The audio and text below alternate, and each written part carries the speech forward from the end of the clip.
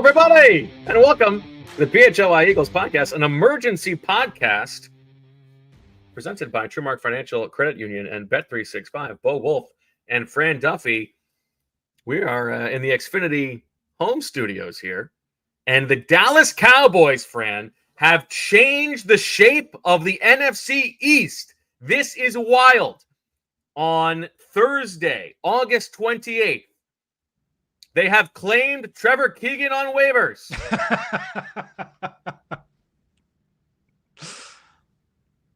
I mean, look. Balance of power has shifted. All right, here's the deal. We recorded our show today. Fran was on an absolute heater during the Spread Your Wins and Fly draft. I hope everybody checks that out. We drafted the over-unders.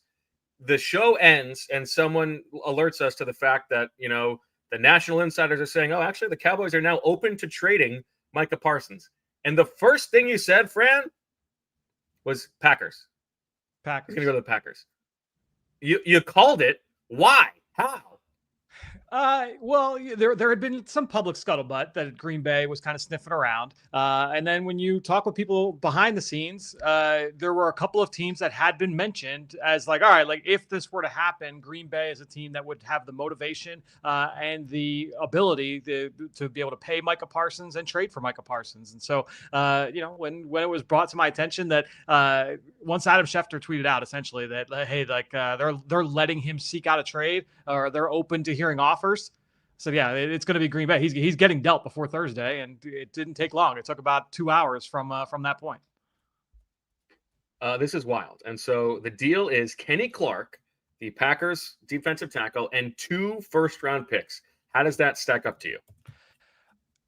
So when this first started, a couple months ago, when we heard Micah Parsons and Dallas could be on the outs, I initially said 3 ones is going to get it done. Now you get the 2 ones and a player because you got to pay this huge deal. Micah Parsons gets the richest contract for a non-quarterback in league history as a part of this deal. So I think that's why you land there. This is a deal you make every day of the week if you're the Green Bay Packers. I mean, this is you mentioned at the top, this is I know you were saying about Trevor Keegan, but this was a division altering trade. This is a conference-altering trade because now the Green Bay Packers immediately go as one of the huge contenders in the NFC. Many people felt that they were close to the Eagles already, and now you add in Micah Parsons. This is certainly a huge deal that is going to shake the construct of this conference. I mean, two draft picks that you made in today's show. Feel great. Already looking way better. I mean, it's one of my draft picks and then one of your draft picks just goes completely insane. I'm not feeling so good. Do you think that this let's talk Packers first and then we'll talk Cowboys. Do you think that this makes the Packers the contender in the NFC to contend with the Eagles?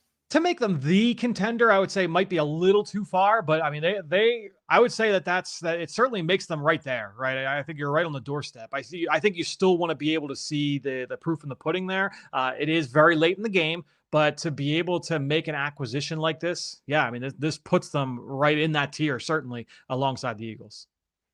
Now let's think about this from the Eagles. Kenny Clark and 2 ones.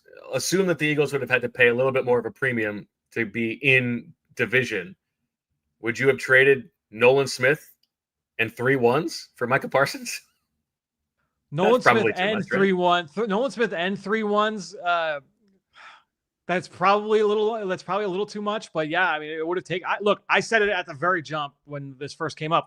3 ones, and I'm not even thinking about it. So yeah, if you really pushed me, you probably could have gotten me there. I mean, Micah Parsons is a great player. He's extremely young. I saw a stat. It was after the show on social media where it was he is the first player in NFL history to make a Pro Bowl in each of his first 4 years and then to spend his 5th season with a different team. You just don't see players get traded or get dealt or walk out the door when they are this quality. And it's not even just oh yeah, he's a Pro Bowler. He is an all-pro. We saw Micah Parsons, or we saw Myles Garrett in South Philadelphia a couple weeks ago. It is Myles Garrett and Micah Parsons at that position. They're different. They go about it different ways. But I mean, Micah at that age with his talent, it's an extremely huge pickup, certainly for the Green Bay Packers. All right, now let's talk about it from the Cowboys front, because I think for Eagles fans, it's hard to top winning the Super Bowl, but like just the added sprinkle of Schadenfreude as like to see the Dallas Cowboys piffle away their best player and just bungle this at every turn. And all the time we compare the fact that the Eagles, all of their elite players get paid the minute they can get paid, and they end up saving money that way, and they keep the guys happy. And it's like it is a well-run organization on that front. And the Cowboys, to some degree, because they kind of like the coverage that it adds, and because Jerry welcomes the circus, they always push these things down the line, and they end up having to pay more than they should. And now they end up just losing the guy. Like with new ownership in Washington, do you feel like the Cowboys are the worst run franchise in the division? Yeah, I mean, they certainly are up there. Here's the thing. It's certainly, look, this is a short-term boom for the Eagles, right? I mean, you weaken a team that was potentially your biggest rival in the division. I do think that if you want to squint, this is a bad thing long-term for the Eagles, and it just depends on what the backlash is in Dallas, for this. I tuned into our cohorts down in DLLS, and those guys are the numbers right on now. that bad boy must be insane. Yeah, they're going through it right now, and you listen to Jeff. They're used to it in Dallas. What's that? They're used to it in Dallas. Well, so like no trade, question. Right? Very similar to the Luka deal. But so maybe this means they got the number one pick. Yeah, probably. But you listen to Jeff, and you listen to Jesse and Clarence and those guys down there, and it's like Jerry Jones is running this team into the ground. You can't take him seriously, and it is fun to see that end of it. But then also, like, there's fans in the chat that are like coping hard, like, oh, I would have done this trade a million times. It's a great deal for the Cowboys. Like, very funny. That said, the public backlash is going to very much be like good for Micah Parsons. Jerry Jones has to take his medicine. I wonder if this is like a bad thing long term to say, like, is this the situation that says, like, yeah, Jerry, like, maybe take a back seat. You know what I mean? Like, that could be the only downside to this long term. Plus the fact that when you got Brian Schottenheimer as your coach, you're going to contend. Yeah, I mean, look, this is you picked them to win the division today. They picked them to win 8 games. Now they're going to win 3. But look, to me, when I look at it, good for Micah Parsons. Good for his agency, good for his representatives, because you didn't think that he had enough leverage. Yeah, look, because it was like, oh, he's got to play. He's got one more year after this, and then the franchise tag. You mentioned earlier, this has been the song and dance for the Dallas Cowboys and for Jerry Jones, for Dak Prescott and CeeDee Lamb and Trayvon Diggs, and you go down the line. It's not that's like recent memory, much less like, you go 8, 10, 12, 15 years. This has been the Zeke Elliott went through the same exact thing, right? All their best players, you take it all the way up to the edge, and it's like, oh, there's bad blood on both sides, and then eventually the player gets paid higher than market price and resets the market, and it doesn't make sense for anybody, but the player gets ultimately gets paid. I like that someone stuck it to Jerry Jones and stuck it to the Dallas Cowboys, and honestly, like, is better for it. Like, Micah Parsons is in a better situation now than where he was 3 hours ago. Just colder. Yeah, well, yeah, sure, but. And then the last thing before we get going, Fran, because I think we've covered most of it, is just these two teams play in a week. I know. The Eagles and the Cowboys. Now, Micah Parsons was probably at this point not going to play in this game. Yes. But I mean, if you just think about this matchup now. I mean, also, like, just the coverage of this game, it's funny that it's probably going to go from the focus being on the defending champions to, like, look at this clown show organization opening up the NFL season. They can't even keep their best player.